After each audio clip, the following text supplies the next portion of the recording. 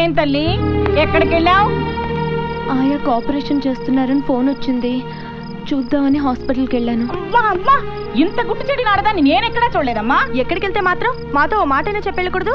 ఆపండి.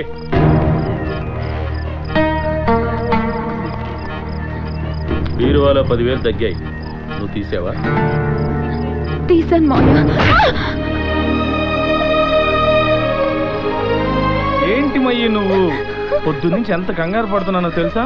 చెప్పు వెళ్ళాలిగా, నాన్న అడిగితే డబ్బులు ఇస్తాడుగా. నువ్వు రుద్దుడు ఆపరా. ఎందుకు తీసావు? హాస్పిటల్ ఖర్చులకు ఉంటాయా నాయకి ఇచ్చాను మావయ్య. హాస్పిటల్ ఖర్చులకు ఏదో తప్పు చేసినట్టు కొడతావేంటి? మంచి పని కోసమే కదా ఇచ్చాను. అయినా నా డబ్బులు తీసుకోవడం కూడా తప్పేనా? నా డబ్బులా?